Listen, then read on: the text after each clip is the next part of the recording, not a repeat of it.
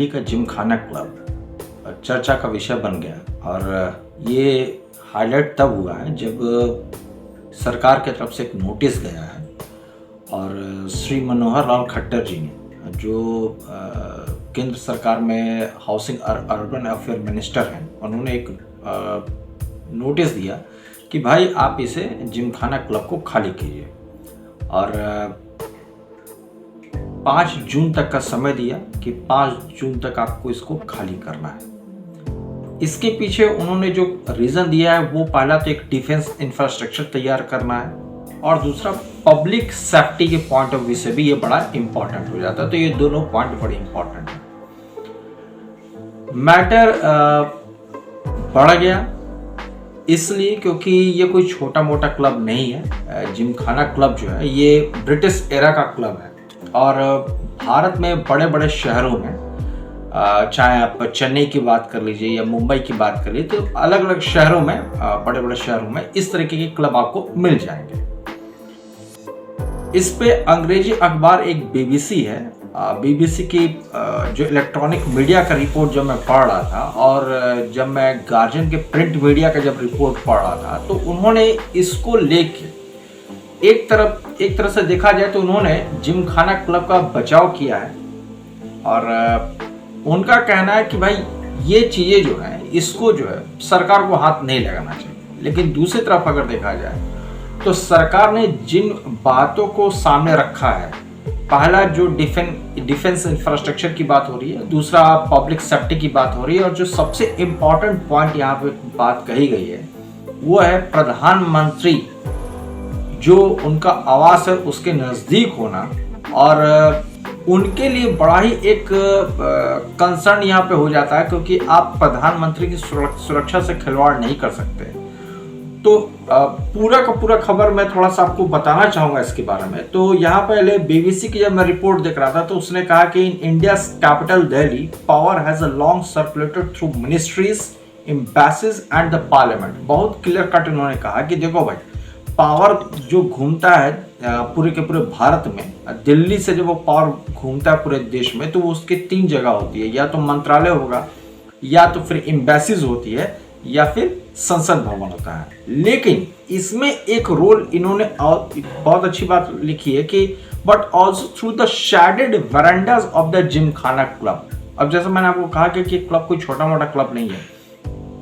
इन्होंने शेडेड वरांडा यहाँ पे कहा है जिमखाना क्लब के बारे में। और इसके बाद ये जो कहते हैं यहाँ पे कि for generation the cream coloured club house located Safdarjung road has function as a discreet world of retired general, senior bureaucrats and other old business families conducted negotiation over whisky, sodas and kebabs. मतलब कि Gymkhana club कुछ ऐसा है कि वहाँ पे सारे retired जो ऑफिसर्स होते हैं, चाहे आपके ब्यूरोक्रेट्स के हों, फौज के हों, या फिर किसी ओल्ड बिजनेस फैमिलीज हो, ये वहाँ पे इकट्ठा होते हैं और वो जो है पूरी इस तरह की बातें करते हैं। और वहाँ पे कहीं ना कहीं जो डिसीजन लिए जाते हैं वो सरकार के फैसलों को प्रभावित करती है या उसमें हस्तक्षेप करती है। तो कई तरह की चीज़ें यहाँ पे हैं। इसके बाद ये जो आगे बताते हैं कि इन्होंने बड़ा जो एक खास बात यहाँ पे दिया था कि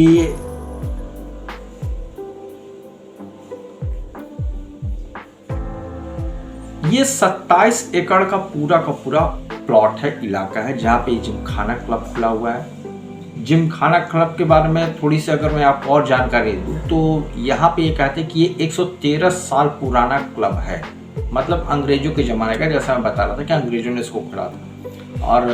दूसरे शहरों में भी अंग्रेज खुला करते थे। तो बेसिकली ये एक तरह से स्पोर्ट्स इवेंट्स वगैरह हुआ करते थे। अब वो अंग्रेजों के दौर की बात ही कुछ और है कि जहाँ पे वो सब कुछ जो है वो अपने हिसाब से करते थे, एक रॉयल स्टाइल में करते थे। अगर उन्हें रिफ्रेशमेंट भी चाहिए तो वो कोई सड़क के किनारे बैठ के चाट पकौड़ी नहीं खाएंगे, उसके लिए भी उनको जो एक आलीशान सा पूरी व्यवस्था चाहिए। और जैसे आप कह सकते हैं कि उपनिवेशवाद जो था वो तो अंग्रेज करते ही थे। जब वो वहाँ से चले गए तो वही मानसिकता जो है जिमखाना क्लब में भी देखने को मिलती है कि जो कॉलोनियल एरा का जो माइंडसेट है आज भी हमारे देश में बना हुआ है। अगर आप ब्यूरोक्रेट्स में देखेंगे, अगर आप सिविल सर्वेंट्स में देख लें या फिर किसी डिपार्टमेंट में देख लें, तो ये जो माइंडसेट है कॉलोनियल एरा वाला,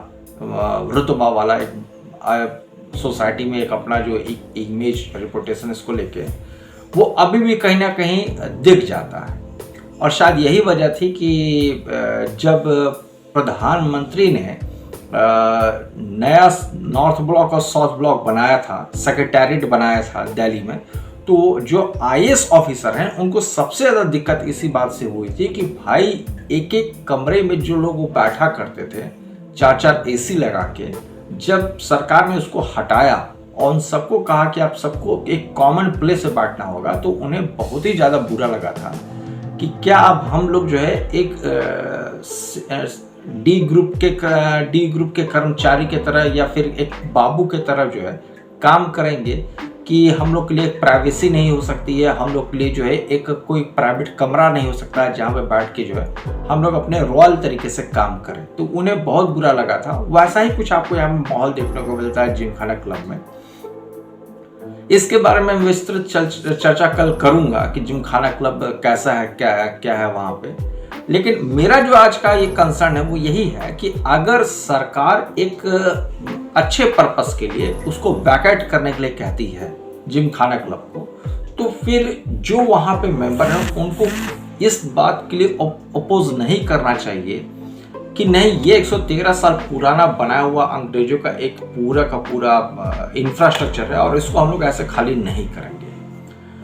और मीडिया को भी थोड़ा सा संभल के इसके बारे में बातचीत करनी चाहिए और ये बताना चाहिए कि देश हित के लिए कोई क्लब हो या कोई सोसाइटी हो या फिर कोई इस तरह की हाई प्रोफाइल जगह हो, अगर उसको डिमोलिश किया जाता है तो उसके लिए फिर हाई दबाव नहीं मचाना चाहिए, क्योंकि देश के डिफेंस से बढ़कर और पब्लिक सेफ्टी से बढ़ के या फिर देश के प्रधानमंत्री से की सुरक्षा से बढ़ के, जैसा इसमें बताया भी गया कि प्रधानमंत्री की भी सुरक्षा को भी खतरा है, क्योंकि जिमखाना क्लब की जो बाउंड्री है वो इससे टच करती है। तो कुल मिला के कहने का मतलब यही है कि अगर इस तरह की बातें होती हैं तो फिर इसको, इस मैटर को लेके सुप्रीम कोर्ट में जाना, सुप्रीम कोर्ट में इसके खिलाफ एक याचिका डालना कि नहीं ये तरीका ठीक नहीं, ये तरीका गलत है, तो कहीं ना कहीं ये दिखाता है क्या कि जो लोग जिमखाना क्लब को बचाने में लगे हुए हैं तो वो कहीं ना कहीं पब्लिक सेफ्टी से, डिफेंस इंफ्रास्ट्रक्चर से या फिर प्रधानमंत्री की सुरक्षा से खिलवाड़ कर रहे हैं और ये कतई उचित नहीं है। दोस्तों, आपकी इस पे क्या राय है जरूर बताइएगा, क्योंकि मुझे लगता है कि ये ज़्यादा जरूरी है। अगर आपका कुछ पक्ष है तो इस पे जरूर राय रखें, क्योंकि ये कोई छोटी मोटी बात नहीं है, ये नेशनल सिक्योरिटी की बात है। तो आपकी इस पे जो राय है वो बहुत मायने रखती है, बहुत महत्वपूर्ण है। तो अपनी राय जरूर रखें, कमेंट सेक्शन में कमेंट जरूर करें और बताएं कि आप इसके बारे में क्या सोचते हैं। अगली वीडियो मैं इसी के ऊपर बनाऊंगा। मिलते हैं अगली वीडियो में। धन्यवाद। जय हिंद, वंदे मातरम दोस्तों।